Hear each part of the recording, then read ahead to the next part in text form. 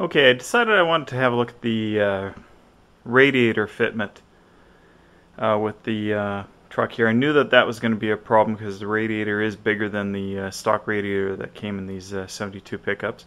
This is actually a Chevy core support.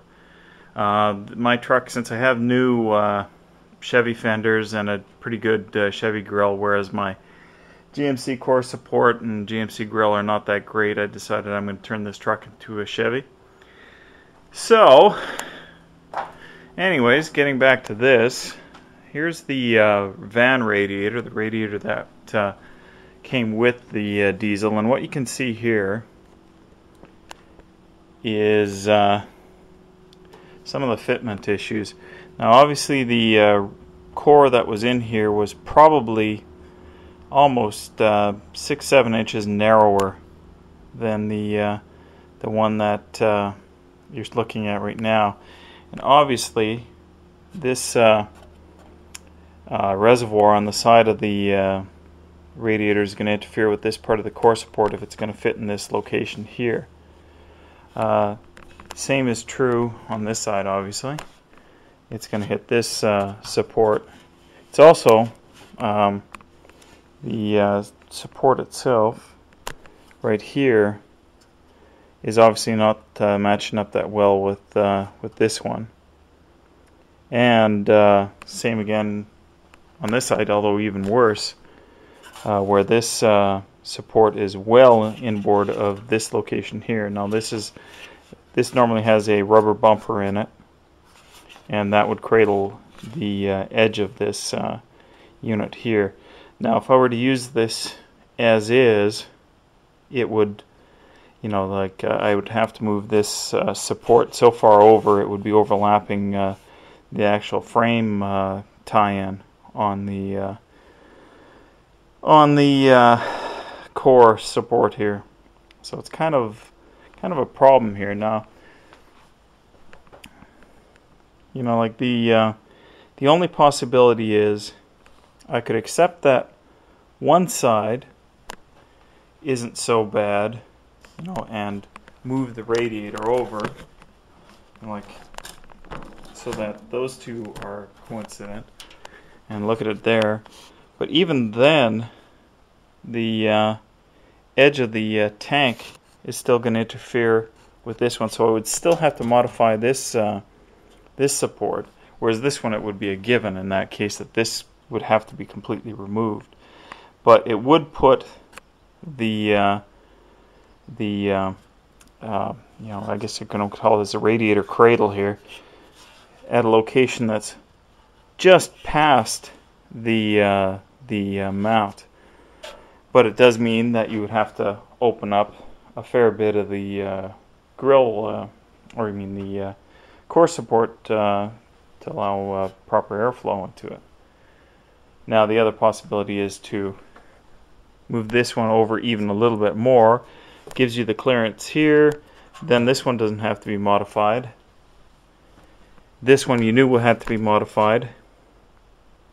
But if you push that over an inch, then it puts this cradle, well past this bolt, so that there's no interference at all with the bolt. You just have to put the bolt in before you put the radiator in, which I think is pretty typical.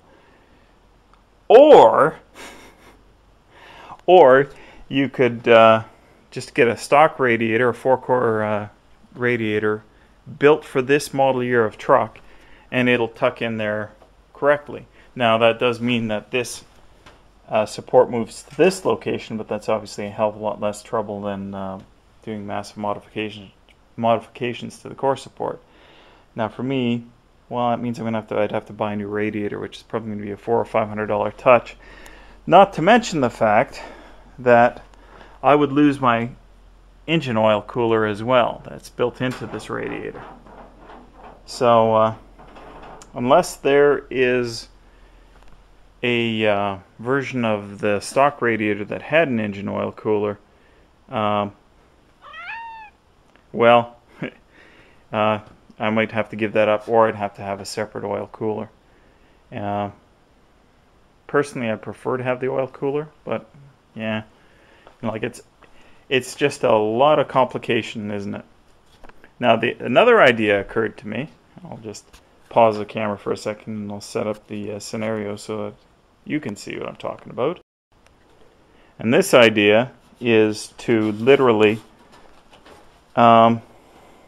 position the radiator behind the core support. Fabricate some extensions to the core support to allow it to be fastened to this radiator, but to put it between the core and the actual fan.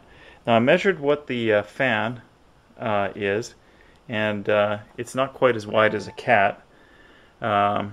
It's about 4.5 inches, and my actual spacing between the front of the fan pulley and the radiator in this location is about 6 inches. So it would leave you about 1.5 inches of clearance between the radiator and the fan.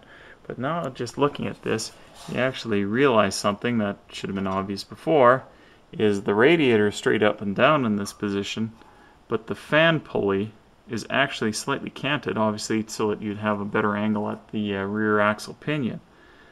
So that would mean that the bottom of the fan blade would actually be quite close to the radiator in this location. So, just thanks, Cat. So that doesn't seem as practical as it did about 2 minutes ago. So this is a bit of fabrication here. It's looking a hell of a lot like a hell of a lot better idea to look for a stock radiator. I don't know when the years changed. Like obviously with the model year change in whatever it was, I think it was 88 or 89, they went to a wider radiator with the integrated oil cooler. But you know, with one of the pre-88 ones fit in this same core support here. Well, I guess that's some research. So that's 7 minutes of babbling here about a radiator, but it's obviously an important issue. This is one of the things that's going to require either fabrication or compromise here. Well, I think that's going to require some thought. That's the only thing I've done today, and I think that's it. Later. Just one final comment about that idea of putting the radiator behind the core support. Obviously I would have to fabricate some sort of a shroud to duct air straight up to the edges of the radiator here and along the top. At one point I was thinking I would use the shroud that came out of the van that's sitting there, but I have a feeling that I'm probably going to have to fabricate something either out of aluminum or something like that to act as a shroud for this engine. I think it's pretty critical. Cooling is pretty critical in these 6.5 diesels. That's typically what kills them. So cooling is very important, which is kind of one of the reasons why I'm reluctant to give up on the radiator that it was designed to go with, rather than go and try, you know, like a stock 72 radiator, no matter how good it is. So that really is it for today.